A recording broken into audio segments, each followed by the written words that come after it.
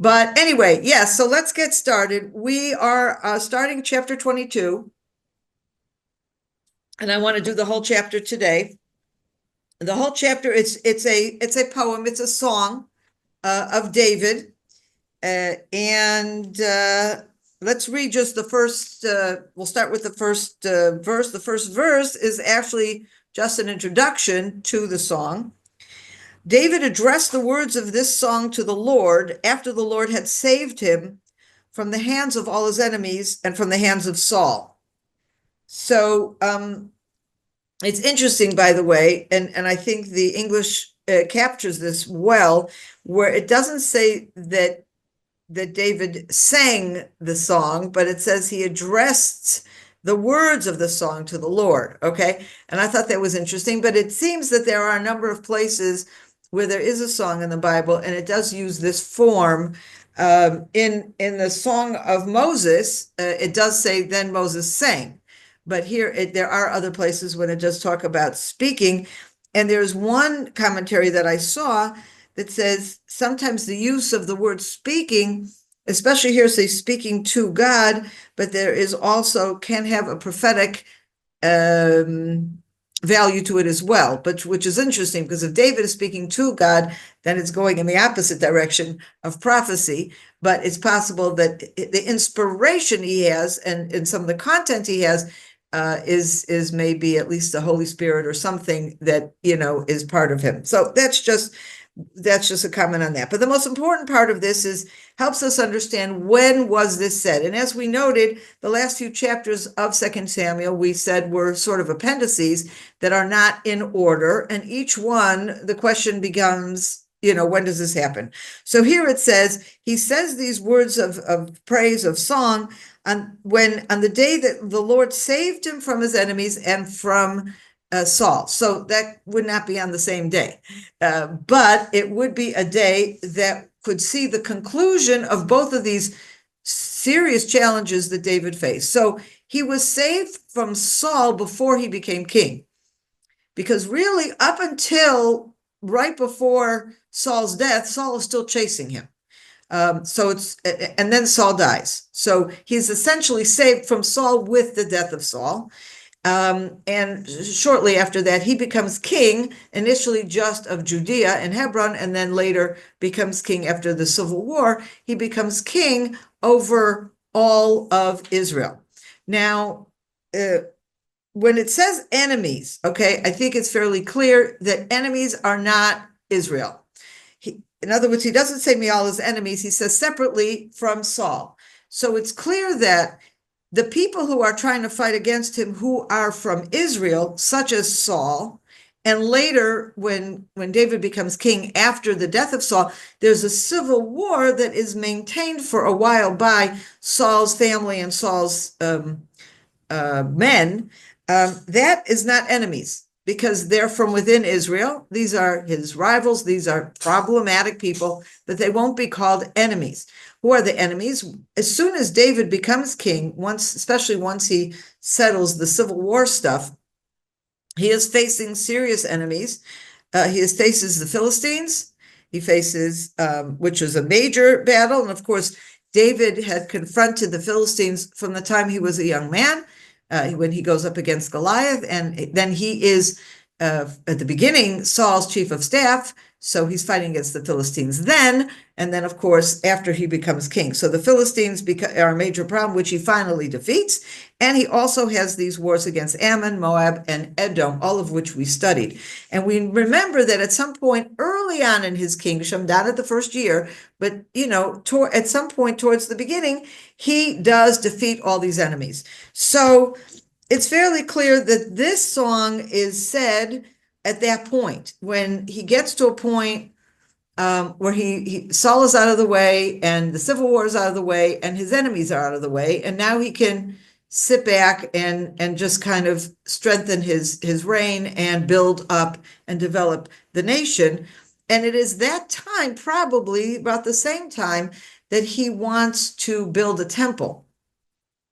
Okay, because that makes sense, once, and then we have that wording there, when he says, okay, now that I've defeated my enemies and we can sit back and rest. Let's build a temple. And of course, the prophet says he can't do that. And it is around that same time that he brings the ark up to Jerusalem. So you can see this would be a time of not just being able to rest from the enemies, but a time where he's able to turn to God and praise God and thank God for bringing him to that point. And so he tried to express that by building a temple. That doesn't work. Then he brings up the ark, but you could see this alongside the same time where he's turning to God in this song of thanksgiving. Okay, so that seems to be the background. So now let's start with verse 2, which is the song itself. And he said, O Lord, my crag, my fastness, my deliverer, my crag. That's just a nice way of saying my rock. Whatever. I don't know what a crag is, but in Hebrew, it's a rock. Big boulder. Okay, a boulder.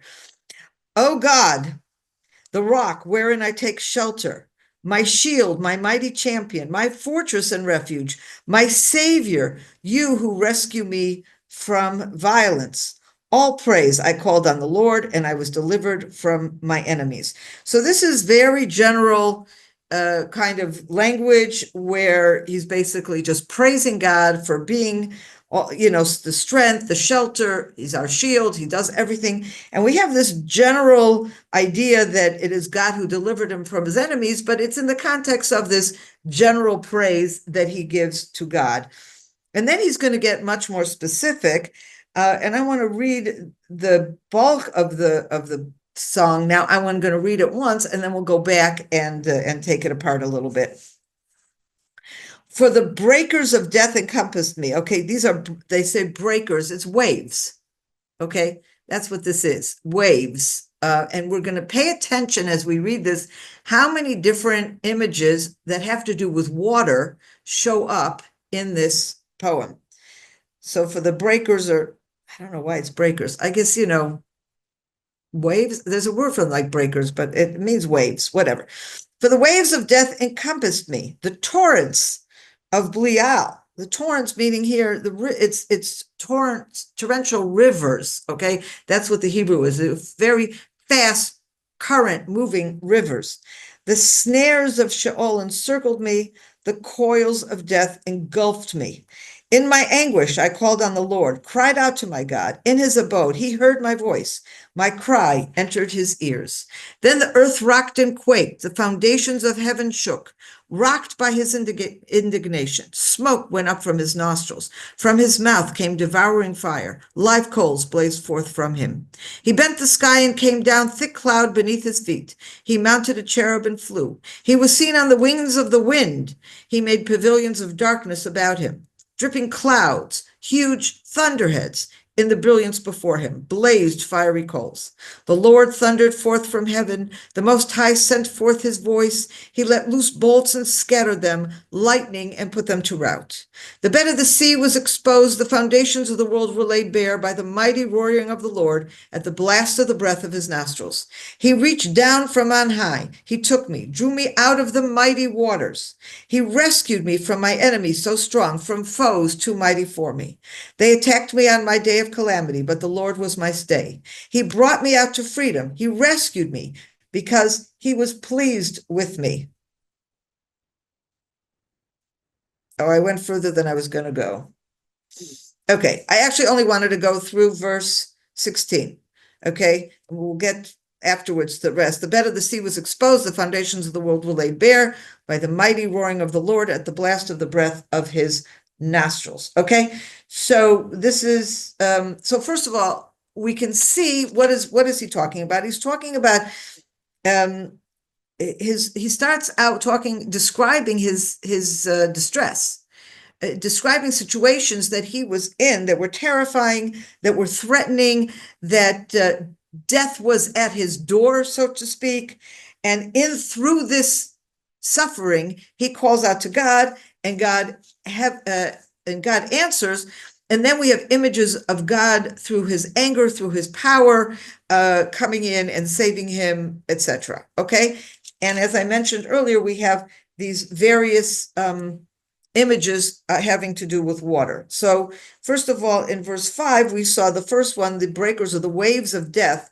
Part of the description of his anguish is also part as if he's trapped in the sea of waves. We also have other images of water in verse 12. Dripping clouds, huge thunderheads. So this is clearly part of a rainstorm. Actually, the word water is used here in the Hebrew. Dripping clouds, it's dripping with water. It actually says water in the Hebrew. And in verse 16, yes, in verse 16, we see about the sea, and we have again the sea, and then in verse 17 we have drew me out of the mighty waters. So we see again all this water stuff. Now, if we think about water, particularly in a context of a song, it throws us back to two very important songs that we have read before. One, of course, is the Song of Moses, which Moses sings as also a song of praise to God and a song of thanksgiving as a result of the parting of the Red Sea and the salvation of the Jewish people from the water. Okay, so that is, I think there's a certain kind of harkening back to this idea where we don't know, in real life, in the actual stories, David is never drowning. He's never in water. He's never trapped by rivers or seas. Okay. But what he's doing is he's describing the actual distress he was in using images of water, as well as the salvation that comes through God working through water or presenting himself through water. And I think this also helps us remember that that particular song. And there's another song that is connected with water, and that is in the book of Judges, chapter 4 and 5, the story of Deborah and Barak as they confront Sisera, and of course the defeat of Sisera, and then Deborah's song. So there we had the story, if you recall, they go to fight against Sisera and the Canaanite army. He's coming from the west. Deborah and Barak are coming from the east, and they basically meet in this Kishon River Valley. Okay, and it's one of what you call a nachal in Israel, and a nachal is like a river that's dry until it's suddenly wet. Okay, so you can have this sudden storm, a flash flood kind of thing that will suddenly turn a dry riverbed into a roaring river, and that's exactly what happens. This sudden storm, when Sisera's army and his chariots are there in what was dry mud on their way to fight or try to engage in battle against the Israelites, suddenly there's this storm that turns the river into this roaring river, and they're stuck in the mud and they're drowned. Okay, so, and of course, this is something that we learn part of it from the actual story in chapter 4, but also Deborah refers to it in the song of chapter 5. So one of the things I find very interesting, if you look at verse 15, okay, in English it said, he let loose bolts and scattered them lightning and put them to rout. Okay, now the word in Hebrew for put them to rout is vayahom. Okay, and vayahom literally means to create chaos and turmoil, to inject chaos and turmoil so the people are don't know what's happening, and that's really what this put them to rout is in Hebrew. Now, it's an unusual word, and where do we find this word before? We find it in the description of what happens to Sisera. And so if you're interested in looking in Judges chapter 4, verse 15. And here we have, let's see and the Lord threw Sisera and all his chariots and army into a panic. That's how they translate the very same word. So in our story, it's a rout. Here it's a panic. But what it really means is, as I said, it's to create this chaos, which then affects the people and puts them, yes, putting them into a panic is a good thing, but the word itself means to create the chaos, to turn them in, to disturb them in a very serious way. So again, David is harking back to another story of salvation through water and a song that is being sung by Deborah. Now in verse 17 in our story, in our song, okay, we also have a very interesting word. In English, it's he reached down from on high, took me, drew me out of the mighty waters. Okay, now the Hebrew word for drew me out here is yamsheni. Okay, also an unusual word. And the same word, or the same root is used in a different format to talk about Moses and his name. Moses is named Moses because he was drawn out of the water. And the Hebrew word for that is, picture Moses, in Hebrew is Moshe, and the Hebrew word of drawing out of the water is mishitiu. So here we have the word yamsheni, and there's mishitiu. It's the exact same verb. It's just, conjugated differently depending on the situation. So I think here also you have a reference back to Moses, who was rescued from the water, from the daughter of Pharaoh. And we have also Moses, of course, so closely connected to the song of Moses, the Song of the Sea. So, and this is not a coincidence. I think David is creating these images to use the similar songs and similar miracles that his forebears sang praises to God, and he's kind of bringing them to bear in order to basically say, when I was saved, it was similar to this kind of salvation that we have in our past.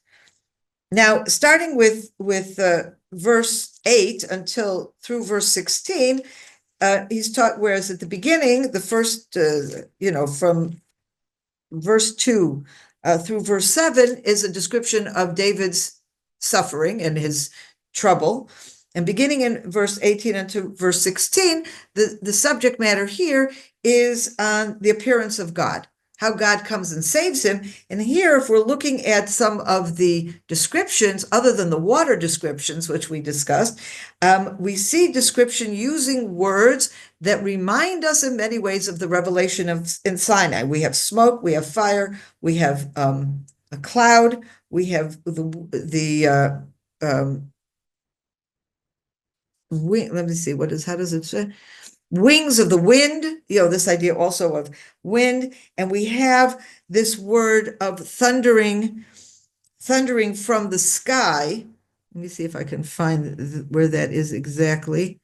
Here in verse 14, thundered forth from the heaven also reminds us in Revelation of Sinai, we have thunder, we have lightning, we have smoke, we have fire, we have clouds. All of that is part of the revelation of Sinai. So I think also this is something that harks back.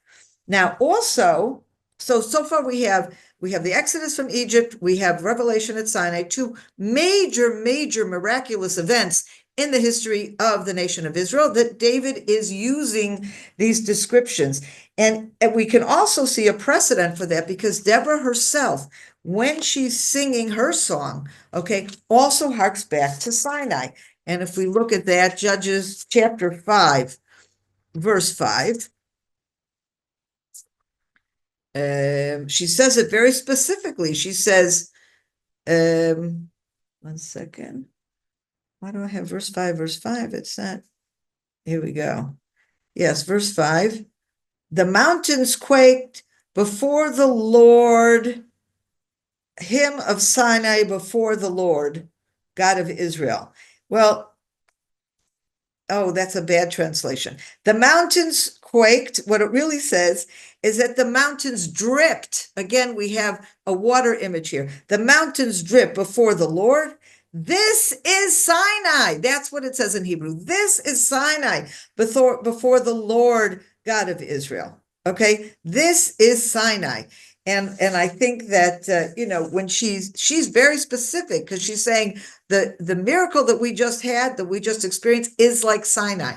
Okay. And so we have a similar kind of thing going on with David, where he uses images that are associated with Sinai in order to say, the miracles that I have experienced take us back to Sinai. Now, one of the things that's interesting is in the parting of the Red Sea, that is a huge miracle. I mean, crazy miracle, right? All of a sudden, water becomes solid land, and the water on the sides becomes a wall, and the nation of Israel goes through it, and then afterwards, the water collapses on Egypt. So that's absolutely a miraculous thing. Now, if we look at the book of Samuel, and if we go through it, we've studied all this already. We've looked at all the stories. There are no miracles in this story. No overt miracles. Okay. We don't see partings of the rivers. We don't see, sudden hailstones coming down from heaven to attack enemies. We don't see the sun stopping in the sky. These are the kinds of miracles we saw in the book of Joshua, and we saw a bit of it, at the beginning of the book of Joshua. But there's no miracles like this in the book of Samuel. And also, it's also very interesting. I saw this somewhere, which I thought was very interesting. When Deborah sings of the miracle of this sudden storm that floods the river and essentially helps defeat, or becomes the driving blow in defeating her enemy, Sisera, the question is, did everybody see that as a miracle? Okay. It's a storm. It's not a parting of the Red Sea. It's just a storm. But Deborah immediately identifies this as a miracle, because yes, this storm could have happened at any time. The fact that the storm hit exactly at that moment, the right moment to trap Sisera and his army before he could confront the army of Israel that created this enormous defeat, she immediately identifies that as a miracle and harkens back to Sinai and harkens back to the parting of the Red Sea. So in many ways, what David is doing is the same thing. He is looking at a lifetime of battles and a lifetime of, first of all, from Saul. He's saved, how he came so close to death so many times. And it was just amazing that he was able to escape with his life each time. And you could look at it in each of those stories, and you could say, oh, David was so clever. Or you could say, whoa, he just got away in the nick of time. He's so fast. Okay. And David looks at it and he says, no, this is a miracle. This is God protecting me. And even though you don't see something supernatural going on here, what David is now saying, it is just as supernatural as the parting of the Red Sea and the revelation at Sinai. This is super. And I think there's also a very important message here for all of us, because, often we say, oh, miracles, we don't live in the time of supernatural anymore. But I think you'll all agree with me that God continues to speak to us through ordinary events and things that suddenly, on the one hand, they're natural, but on the other hand, maybe unexpected. Maybe you're totally concerned that somebody's going to wrong you, and for some reason he doesn't. There's so many things in our lives that we can see, and here in Israel, when we're dealing with mortal enemies, okay, that are trying to kill us at every moment. I mean, I just think back to what happened 2 weeks ago with all those bombs that were set in buses that should have gone off in the morning during rush hour in 5 different buses with dozens of people in each bus. And it didn't happen. Okay, so then they say, oh, the idiot messed up, and he set it for 9 o'clock in the evening instead of 9 o'clock in the morning. And you could say that, oh, wonderful, this woman saw. And all of that is true. All of that is true. But the very fact that happened, each of those incidences that happened, why did that guy forget, miscalculated? God probably shifted his hand a little bit, or God probably created a moment of not so good concentration, and so these things end up becoming not just some coincidence, but it becomes this supernatural miracle. And I think all of us in our daily lives can see this as well. So I think that's something very, very interesting here. Okay, so let's continue with verse 17. So starting at verse 17, we see that that God is not just great, because before that we talk about God's appearing in all his greatness and all his splendor and the actions that we take in general. And starting in verse 17, it becomes a lot more personal of God's saving of David. He reached down from on high. He took me, drew me out of the mighty waters. In other words, we go from God appearing in this, I don't know, supernatural boom, boom, boom kind of appearance to God coming down to me, David, and lifting me out of the turbulent waters and rescuing me from my own personal danger. He rescued me from my enemies so strong, from foes too mighty for me. They attacked me on my day of calamity, but the Lord was my stay. He brought me out to freedom. He rescued me because he was pleased with me. Okay, let's stop here before 20. So that was the personal saving is what we see in verses 17 through 20, through 19. Now start in 20. The first half of 20 is he brought me out to freedom. That is part of the previous thing. But with the second part of verse 20, we start a new idea. He rescued me because he was pleased with me. And here we have a very important message that God will help those who are righteous, or God will help those who turn to God, who are faithful to God. And that's, of course, a very important message for people, he's praying. First of all, he's addressing this to God. He's praising God. And yet he is clearly, his message here is not just to God, his message is to all of us. And that's why it's in here. It's in the Bible, because it's not just a personal prayer between David and God, but it's a prayer that teaches us something. Not just about David, but about our own theology and about how we are supposed to be approaching God. So what he's saying here is that he brought me to freedom because he was pleased with me. And I think it's important here, some people may say, oh, is he being arrogant? Oh, David, I'm so righteous, so I deserve God's salvation. No, it's much more to teach this idea. If you seek God, if you are righteous, David wasn't perfect. Nobody will ever say he was perfect, okay? But he was righteous and he turned to God. And so that is his message. Turn to God. God can help you, okay? The Lord rewarded me according to my merit. He requited the cleanness of my hands. For I have kept the ways of the Lord and have not been guilty before my Lord.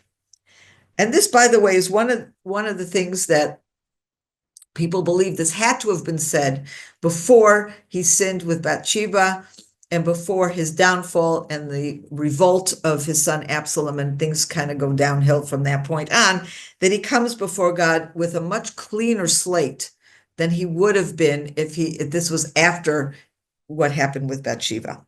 I am mindful of all the rules and have not departed from his laws. I have been blameless before him and have guarded myself against sinning. And the Lord has requited my merit according to my purity in his sight. With the loyal, you deal loyally. With the blameless hero blamelessly. Okay, starting with verse 26, he moves from, he did for me because I was righteous, to turn that into a general principle, which is why I think here that he's not talking about himself as how righteous I am. He's using himself as a lesson to teach this. With the loyal, you deal loyally. With the talking to God, okay? With the blameless hero blamelessly. With the pure, you act in purity. And with the perverse, you are wily. To humble folk, you give victory, and you look with scorn on the haughty. So this kind of not only talks about why God saves him and people like him, but also we'll talk about why God will punish others. Because if you act in scorn, and if you are perverse and you are wily, you will end up, on the wrong side of God. And if we remember at the beginning, when he talks about God's power in his revelation, there's a lot of anger there as well. We have the earth rocked and quaked, and we have this anger against David's enemies, and this kind of gives the theology of it, okay? When you're an enemy of God, then you get the quake, okay? And when you're the righteous, then you get the salvation being pulled out of the water. Okay, and now here we have, starting in verse 29, he is going to be talking about his actual military success, but he attributes it all to God. You, O Lord, are my lamp. The Lord lights up my darkness. With you, I can rush a barrier. With my God, I can scale a wall. The way of God is perfect. The word of the Lord is pure. He is a shield to all who take refuge in him. Yea, who is a God except the Lord, who is a rock except God, the God, my mighty stronghold, who kept my path secure, who made my legs like a deer's and set me firm on the heights, who trained my hands for battle, so that my arms can bend a bow of bronze. You have granted me the shield of your protection, and your protection has made me great. You have let me stride on freely, and my feet have not slipped. So we have here, again, he refers to his military victories. He doesn't go into the details of those victories, but he talks about the fact that if he was strong and if he was swift, it was all from God. God gave him that strength. And now when we go on in verse 38, we're going to get a little bit more specific about what his victories were all about. I pursued my enemies and wiped them out. I did not turn back till I destroyed them. I destroyed them. I struck them down. They rose no more. They lay at my feet. You have girt me with strength for battle, brought low my foes before me. So we see here, oh no, we keep going. Made my enemies turn tail before me, my foes, and I wiped them out. They looked, but there was none to deliver, to the Lord, but he answered them not. I pounded them like dust of the earth, stamped, crushed them like dirt of the streets. You have rescued me from the strife of peoples, kept me to be a ruler of nations. Peoples I knew not must serve me. Aliens have cringed before me, paid me homage at the mere report of me. Aliens have lost courage and come trembling out of their fastnesses.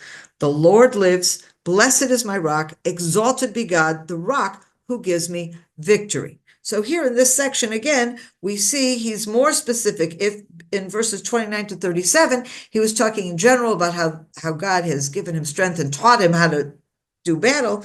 In verses 38 to 46, he's talking specifically of what he did in battle, how he crushed his enemies, and how he created enormous deterrence, and how he created fear amongst the enemies, and how all of that comes from God. And finally, we have the final section. The Lord lives. Blessed is my rock. Exalted be God, the rock who gives me victory, the God who has vindicated me and made people subject to me, rescued me from my enemies, raised me clear of my foes, saved me from lawless men. For this I sing your praise among the nations and hymn your name. Tower of victory to his king, who deals graciously with his anointed, with his offspring, and with David and his offspring evermore.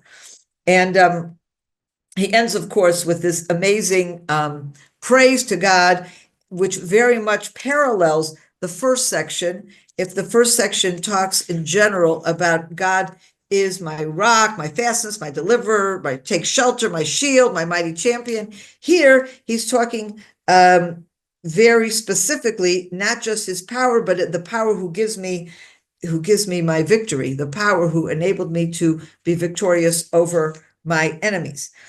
The last verse, I think, is very interesting. First of all, there's this word, the tower, okay, is written in two different ways. This chapter, okay, is also in Psalms with as one of the Psalms. As it's the same thing, but there are all kinds of different changes, small changes. I read one place that this was as David said it, and it was as he said it, as we said, in the middle of his reign. Okay. Psalms he wrote towards the end of his life. And it's possible that what he did is when he inserted it into Psalms, he did a bit of editing. Okay. Now, one of the changes is this almost the same word. There's a word migdol and magdil. Okay. It's exactly the same word with the difference of one letter. Magdil is a verb, and it means increasing or raising victory to his king, whereas the word migdol means a tower. It's the high something, it's a tower versus raising up. And here it's the tower. God is the tower of victory. Whereas in Psalms, it's in the verb form. God is someone who raises up, who continues to go up. And there's a sense there that when he writes this at the end of his life, when he edits it at the end of his life, he's giving a message that's more ongoing to people forever. Okay. That God will constantly, it's not just a tower that stands still, but he is constantly raising us up and bringing us to higher places. But very importantly is the last words here, David and his offspring forevermore. And that echoes the promise that David receives from Nathan the prophet when he asks to build the temple, and God says, no, you're not going to bring your temple, but your son will build the temple, and he will be the king, and he promised to David that his house will be king of Israel forever through his son and onward. And that's also a reason that this is very possible that this was said at that time.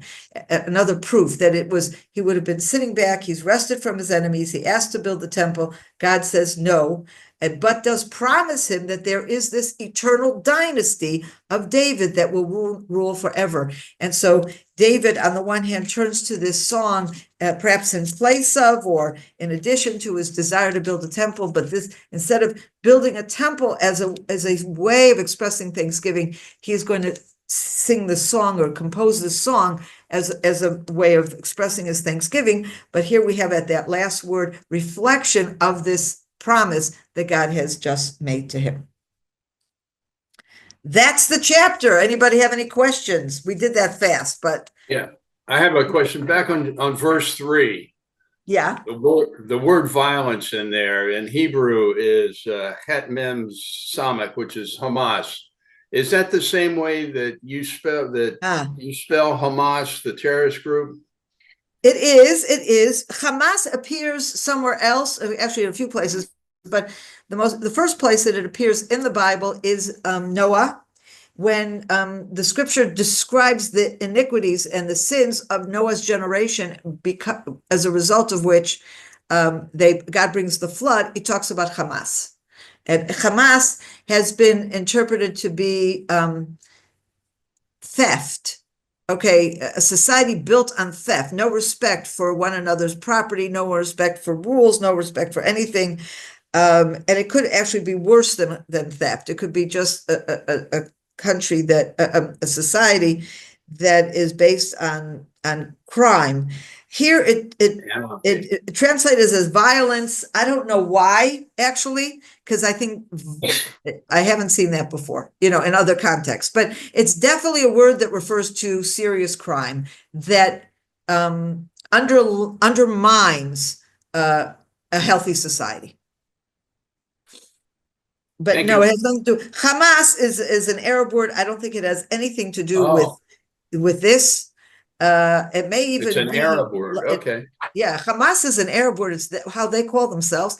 And it may also be some kind of an abbreviation standing for something. I don't really know. It's not the same source, but it's for us, it's kind of an irony to see that they call themselves Hamas out of pride. And that word for us means negative, the serious crime that undermines a healthy society. And isn't that who they are? They are. Okay, anyone else? Sondra, can we just go back to you when you were saying about the Red Sea crossing? You actually said the water became solid land. Yeah, a wall, solid. Yeah, down. Oh, right. Because right. There's an organization called Jewish Eyes, and it's Rabbi Daniel Thompson, and he gave some teaching which quite shocked me when I heard it. But the more I read my Bible, the more I realize he was probably right, because he said about we get our image of the Red Sea crossing from films like Cecil B. DeMille's Ten Commandments, yeah, right. Yeah, because it comes right down to the seabed, but he said that's wrong. He said if we read it carefully, it's more like where the Titanic was. On the top of the water, you've got the flowing water, but the depths. And he says those words that he's got when he was trained to be a rabbi. And he said that it's the depths congealed in the heart of the sea, but the flowing waters stood upright like a thingamajig. And the more you read it, so often throughout the Psalms and everywhere refers back to this Red Sea crossing. And it is a miracle because it says they drowned, they sank like lead. And he says, when you look at it, if you're on the seabed and the water just came down like Cecil B. DeMille's film, it'd knock you off your feet and you'd roll over. But it actually says they sank like lead. Well, if you're on the ground, you can't sink like lead. So that's something actually to get your head around. I don't. It's interesting, but if I go back to the actual scripture in Exodus, like here, it's very clear. Exodus 14, verse 22, and the Israelites went into the sea on dry ground. Okay, and the waters forming a wall for them on their right and on their left. So as I understand, and it also says before on verse 21. And turned the sea into dry ground. The waters were split. So I think it's quite clear that two things happened. The water split, the flowing waters. The water split into two walls, right and left, and the bottom was dry. Yeah. Okay. That's what he teaches. Okay. So that's what I think we have that picture, and that's what, now in terms of drowning. Yes, they drown like lead, but I think what would happen is if you're at the bottom, okay, you're walking through at the bottom and the water comes over me, you're going to float and then you're going to drown. I think that's what was it. In other words, as soon as the water hits you, you start going up, you start struggling and then you drown. And so that's how I read it. Yeah, but when you just said the flowing waters were like no, it wasn't the water stands up like a wall. Yeah. So does that become solid looking? As Cecil B. DeMille, it kind of shows it flowy but standing still. Yeah. I always pictured it more as a wall because it said it stands as a wall on two sides. So it becomes like, I don't know, solid something. He was agreeing with that part. Okay. What he was saying does that whatever it was, but I say his rabbi training or his teaching from all the missioners and whatever, he was saying that when you looked at it, the flowing waters were like walls. Yeah. But the depths were congealed. And it says the depths were congealed in the heart of the sea. So it's those depths that became dry.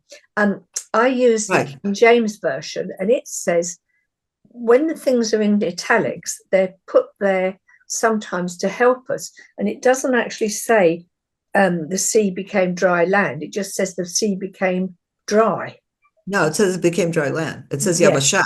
Yabashah is dry land. So there's quite a lot. When you look at quite a lot of the scriptures, when you read through, what sort of strengthens my view, my sort of understanding of what he was saying, it's like in Psalm 106, verse 9, Isaiah 63, Psalm 66, and all the way through, when there's lots of this Red Sea crossing is referred to, he's gives all these scriptures to support, even in Exodus and in Nehemiah, he quotes all over the place.